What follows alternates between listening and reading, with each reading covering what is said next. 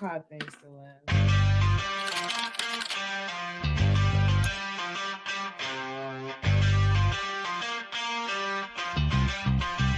New Thought Media Network.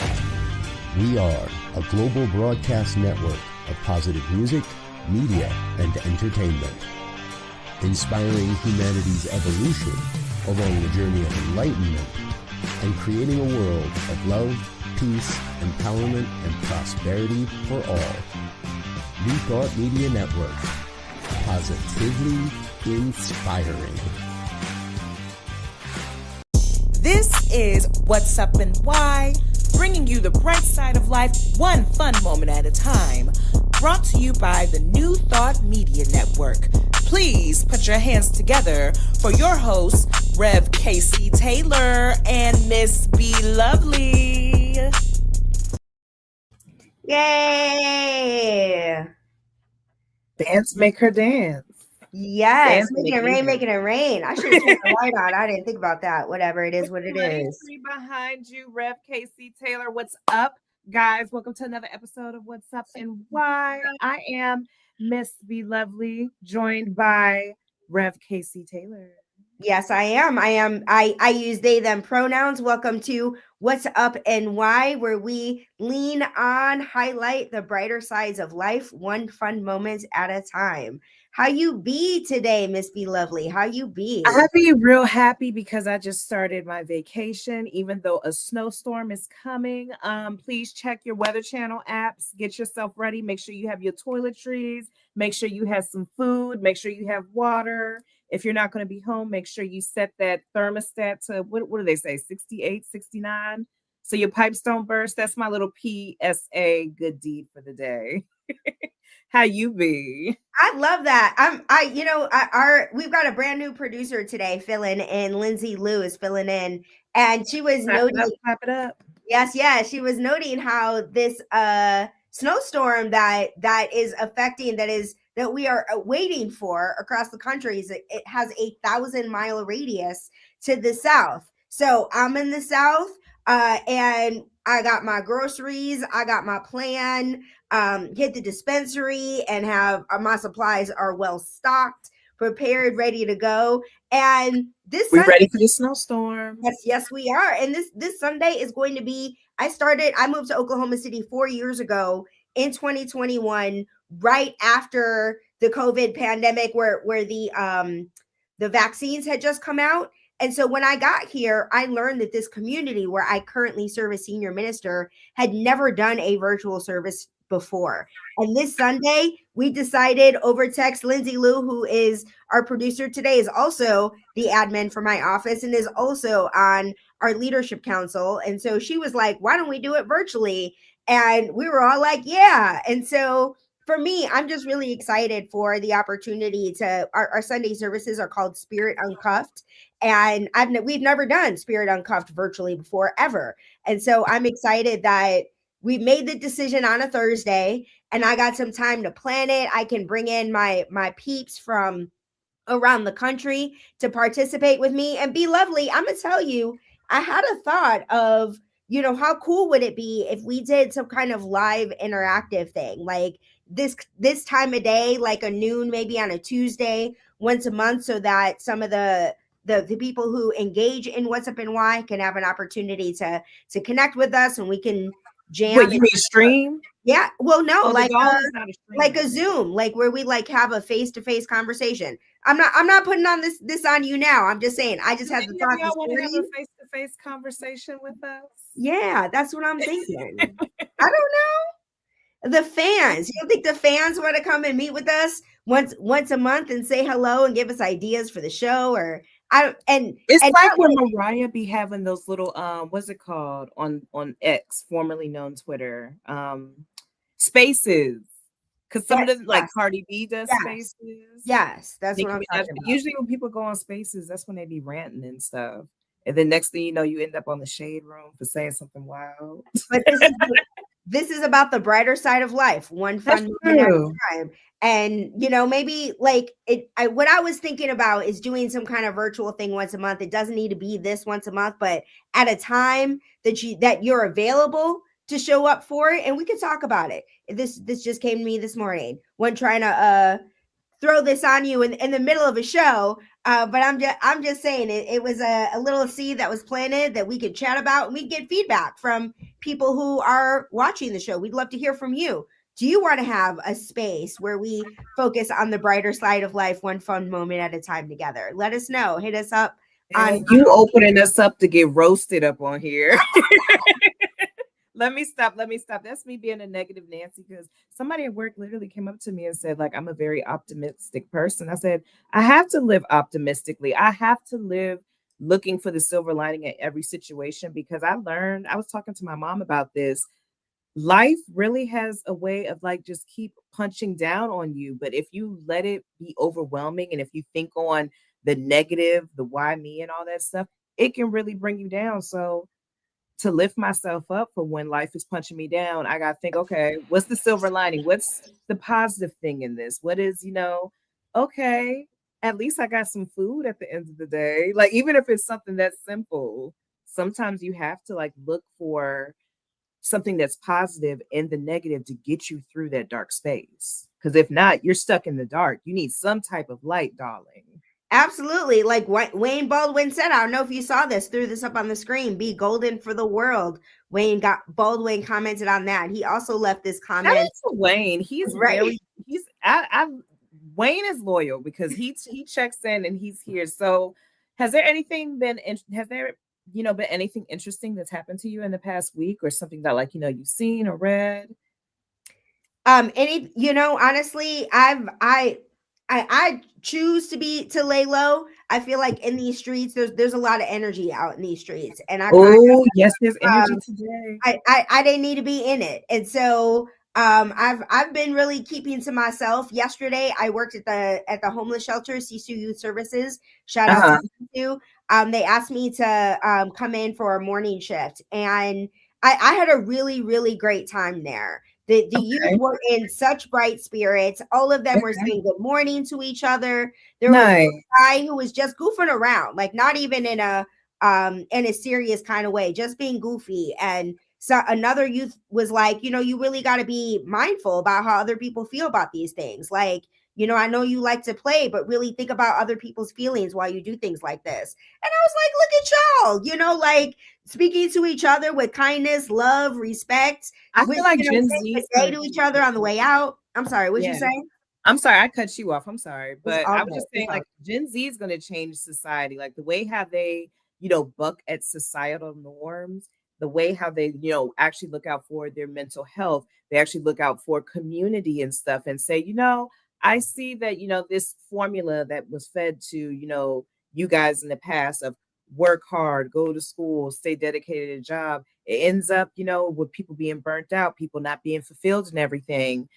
They're going against the grain, and they're seeing a whole lot of success. And I feel like that's going to be the change. Like, look in New York City with the new mayor, Mandami. He's already making changes. I saw he made a proclamation saying that changing how you can get hotels, where the price you see is the price you get, like upfront, no hidden fees and everything.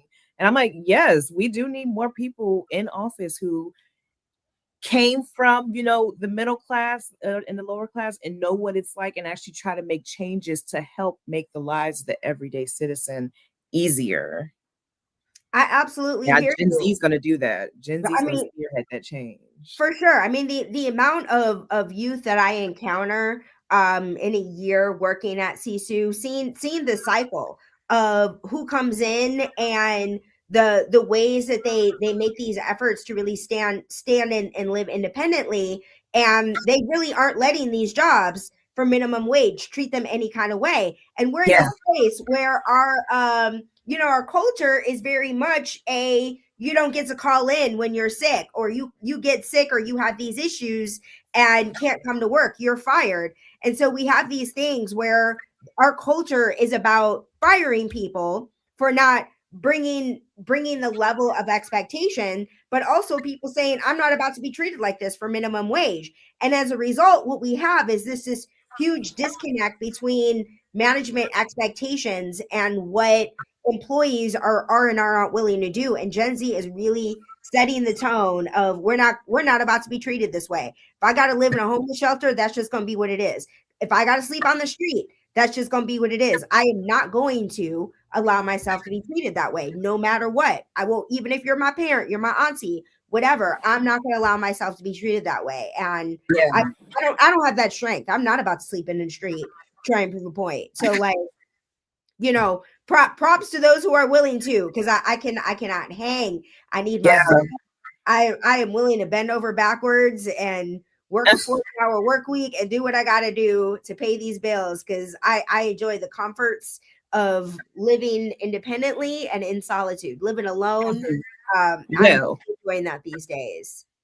It is nice, but you want to know what else is nice? Tell me what else is nice. I want to know. The nominations for the 98th Academy Awards were announced today, and my faves. We're going to give a shout out to Mr. Ryan Coogler, who has been nominated as Best Director for his work in Sinners. Sinners is also nominated for Best Picture. Michael B. Jordan nominated for Best Actor in Sinners. Shout out to Michael B. Jordan and shout out to Ryan Coogler. Shout out to all the cast and everybody who's helped with the with making Sinners. The 98th Academy Award nominations were announced today. One Battle of It After Another received a total of 13 nominations, including Best Picture, Best Director, and then Leonardo DiCaprio, he received a Best Actor nomination for One Battle After Another. Timothy Chalamet, which is really popular with the Gen Z girlies and guys, and theys and thems.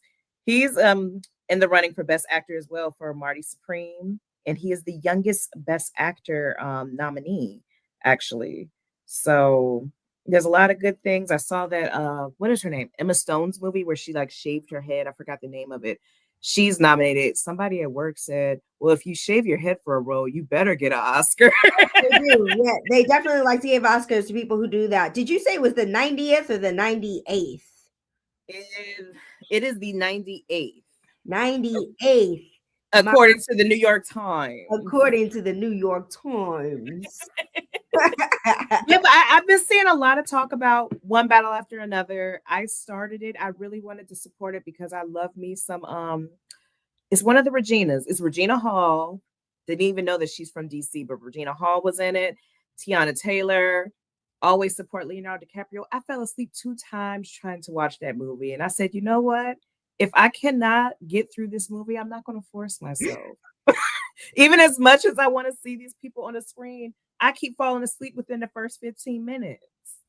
And I'm gonna be honest. I mean, the reason that I personally have fallen off at the moment that I stepped out of Hollywood and dedicated myself to ministry in Oklahoma City, the reason I haven't paid attention to these awards is because these movies have been so boring. Like, and I've noticed a shift. In the 90s, the movies that were nominated for Academy Awards were movies that we've seen.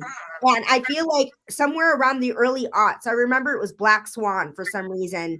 I don't know if that won Best Picture or if it got nominated for a bunch of stuff.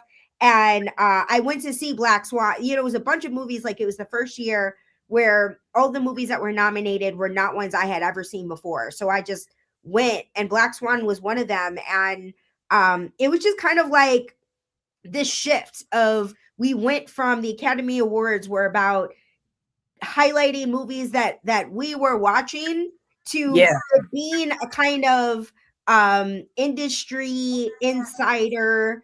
Like, to me, it was this disconnection. Like, that was the moment when Hollywood stopped caring about what the regular people who were looking for in a movie, and it became about producing things that Hollywood wants to see, as opposed to producing things that the American public wants to see. And I can't tell you, whenever your Black Swan was nominated, it was the moment that shift happened. And since then, we haven't really seen, like, for Wicked to get nominated for stuff, like, that's kind of the closest thing. It did this time around. And I'm sure it didn't. I'm not even surprised. That's what I'm saying. It's like, I'm sure Wicked got nominated for anything, like maybe costumes or art direction, because, like, the art direction, the art in that movie was bananas. They planted 1 billion poppies for that field. Like the reason that was 2 movies was they spent a lot of money on that set where they're like, we just need to make this 2 movies And to that's why justify. I'm so surprised Wicked didn't get the nomination for costume design, set design, best picture. That's I'm ridiculous. not a musical person at all. I do not like musicals, but I can give respect, and like they went above and beyond. So the fact that Wicked didn't get nominated, um, I was very, very surprised about For that. But set then design, that's wild.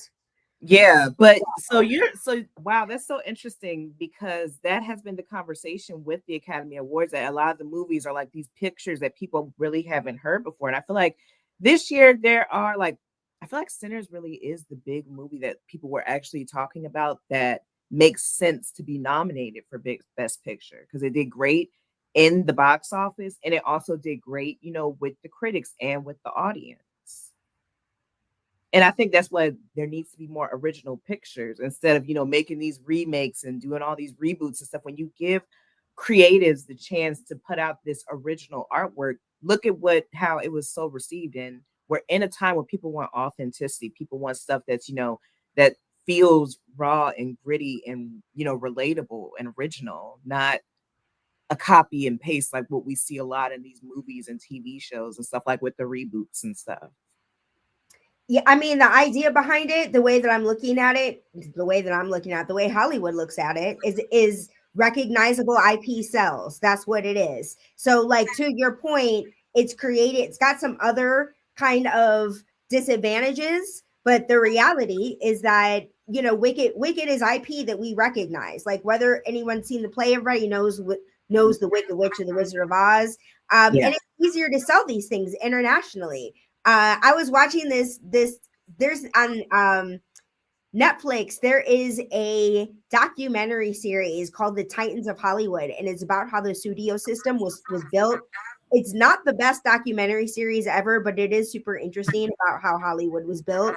And the What part platform is this? it's Sorry. on Netflix. It's a Okay. Curiosity is the so if you got Curiosity, it's on that, but it's on Netflix. Titans of Hollywood, and the part that what we were just talking about with when movies were silent and they were looking when they were at the part where they like realized that sound could be a thing for movies that the studio heads were all like, nobody wants to hear actors talk, which I thought was really interesting that they believed that back in the 20s.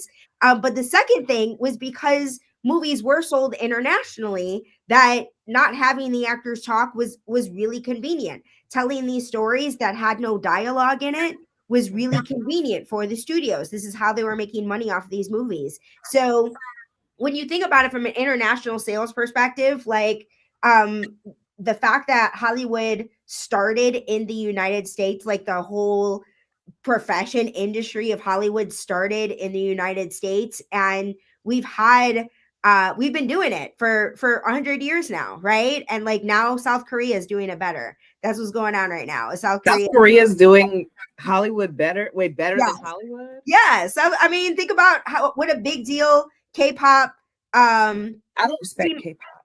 right. K-pop as an industry, that's one. But I mean, K-pop Demon Hunters, like that movie was a huge.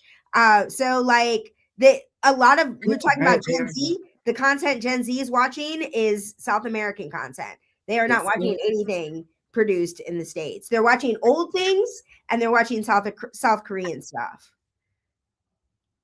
I'm going to be interested to see this shift. And speaking of shifts, we're going to shift right over to our next segment, which is called Do Better Blues. So this week, I was having, I'm an overthinker.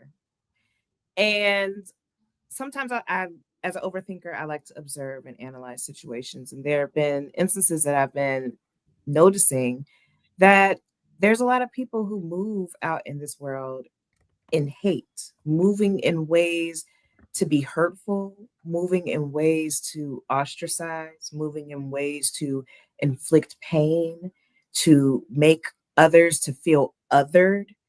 And it just really piqued my curiosity because as somebody who loves to spread joy, as somebody who loves to stay on the brighter side of life, I just really can't understand. It just doesn't connect in my brain.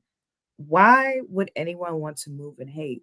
Why would anyone want to go out of their way to hurt somebody or to make someone feel bad or to bring them pain or suffering? And then I thought, well, I do remember there was a saying when I was growing up, hurt people hurt people. And I did used to always overlook that. But then I really thought about it. No, truly, a hurt person wants to hurt other people. A hurt person does not want to see joy. A hurt person does not want to see thriving if they cannot have it. If they cannot be on that level, they want to bring that environment to that level so that it's easier for them to exist and to thrive in that suffering. Because as a person who likes to spread joy and being around other people who are also positive, we have conversations, and I've thought about it too. You only want to spread joy because it's lighter, it's easier to do. It takes way too much more energy and mind power to go out of your way to be mean and hurtful. And joy is effortless. Happiness and, being positive, doing something good for someone else, that feeling that you get, that is empowering. And it's something that you want in your environment. And so you put that out so that it comes back to you. And I just want to say to the people who are suffering, who are going through some type of whatever crisis it is, even if you're upset, you're mad, you don't know why, look inside and try to figure out the why because there's a why in everything. It takes way too much energy to be mean and hateful. And all it does is bring you down. It doesn't get you out of that funk. It doesn't help you grow. It doesn't help you thrive. So don't try to cut down another flower because you're not in bloom yet. It just isn't your season, darling. What? That was beautiful. I love that. Oh, dang. I wasn't even ready. I wasn't even ready. Oh, Mm. lovely. I'm such a fan of that. And I'm reminded of our theme. Our theme for you're not Canadian, but I like you. I'm Okay. like me too, like Canadian bacon. Call me Maple. I'm a vegan. I eat vegan bacon. So what came to my mind was how our theme today is type dangerous, and what you just said about how the theme itself comes from Mariah's first single off of Here for It All, Mhm. but that the dangerous type are really are hurt people. And I love that this show isn't about when we're asking gently asking, do better. Like, okay, I understand Yeah. that hurt people, so we're just asking, do better. Do better. And it's reminding me of who I'd like to give reverence for, because I really want to shout out my spiritual community for people. They are people who choose to respond to their hurt by leaning into healing, by showing up for spiritual community, by participating and serving in spiritual community. In fact, Lindsay, who I keep mentioning in this episode, her theme for 2026 is serve. And I'm grateful that I get to serve a community where people from around the city are coming together and saying, I don't want my pain to hurt others. I want to heal my pain, and I want to be a light in this community with all the things that are happening in our country, in our world, in our city. I want to be a light. So I'm going to show up. I'm going to give my time, talent, treasure, creativity to being a light in this world. So I just got to give reverence to the United Life Center for Spiritual Living community, all members, everyone who's ever set foot up in here, for choosing to recognize their hurt, come here as a place to identify spiritual practices and tools for healing that pain and supporting one another as we are all healing in our pain and healing it all together. I'm grateful. That's well deserved. Well deserved. It takes a lot of strength to be able to look within and to do the work to heal because healing is not easy. It is a process and it is painful sometimes. So shout out to the people who are doing the inner work to improve, to be the change makers, to be the peacemakers, and to, just Be a amazing human being to your fellow human being, because that's what it's all about. We're here to live in community with each other. That's why we're different. That's why we all have different talents, so we can help each other and be there for each other and pour into each other. So Yeah. don't be hateful.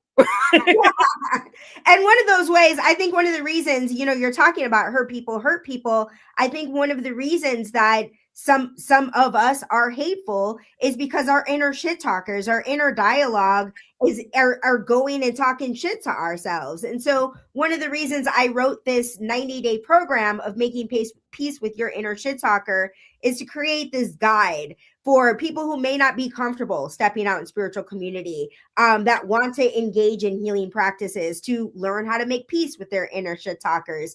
And B.Lovely, earlier I told you I was going to ask a different question, but in your Do Better Blues, you opened up saying that you were an overthinker, and it reminded me of this question from Making Peace with Your Inner Shit Talker. How much thinking is overthinking? So I want to ask you, as you called yourself an overthinker, how much of it is overthinking? What is the right Goldilocks amount of thinking versus overthinking? So I have a good little formula that I've finally mastered. If Ooh, it is something that is within my control, I do the best that I can. If I've given all I got and I did the best I can, and still stuff is still ain't going out right, that means God has something different for me. So I'm not going to be hard on myself. And when those thoughts come, if it's not helping me move forward, if it's making me feel anxious, jittery, sad, angry, I know those are not thoughts coming from God. So I wrap a little, string around it and let it float up like a balloon.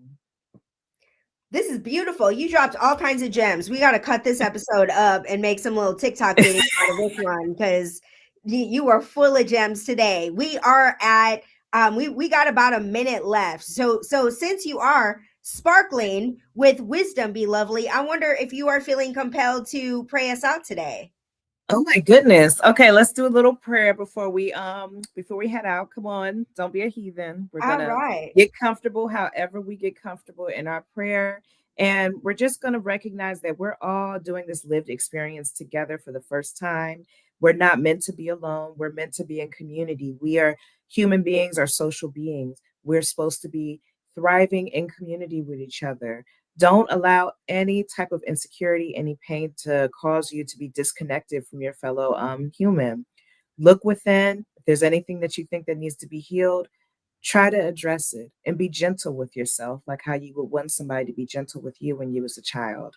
And with that, I'm going to end by saying amen. And so it is.